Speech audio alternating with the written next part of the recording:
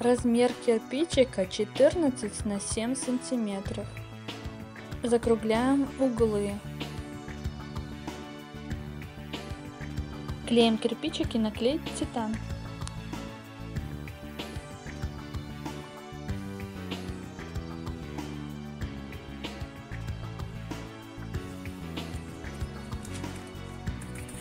Красим серой краской такими вбивающими движениями, чтобы во все пазы зашла серенькая краска. Серую краску я просто взяла белую краску и добавила в нее акриловой черной немножко, и получилась такая еле серая краска.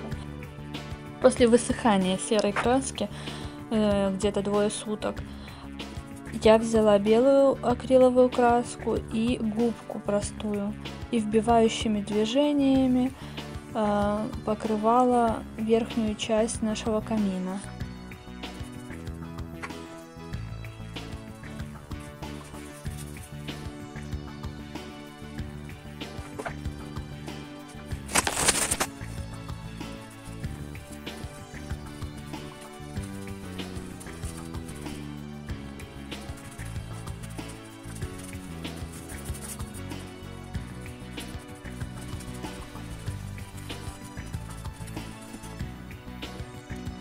Затем я взяла валик и, сильно не нажимая на него, покрыла верхнюю часть кирпичиков, для того, чтобы все такие вот пазы, все щели были видны такой серой краской, чтобы был такой рельеф. Вырезаю из пены угольки.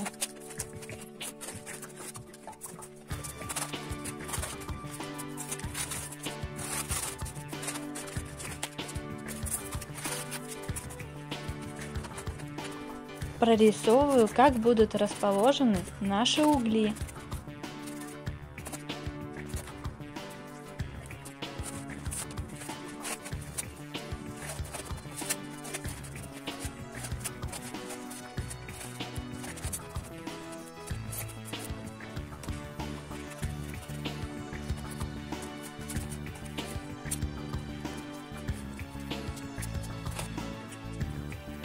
Сначала покрываю красной краской,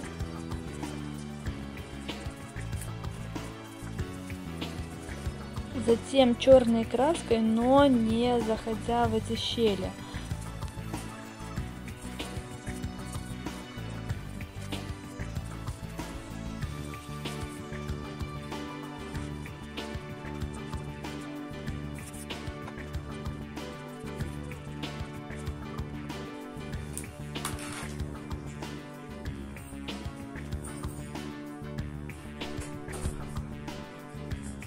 С помощью губки и белой краски создаю эффект тлеющих углей.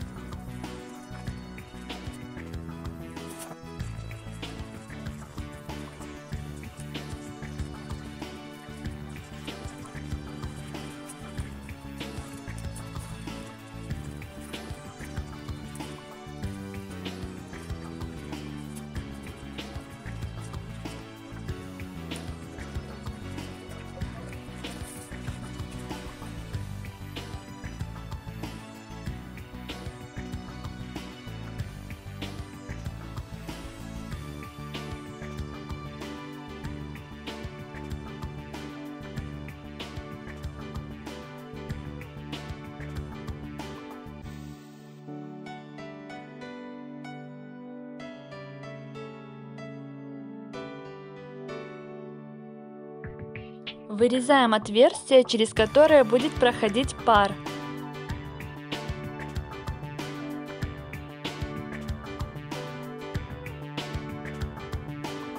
Далее нам необходимо подготовить место для установки будущей подсветки нашего очага.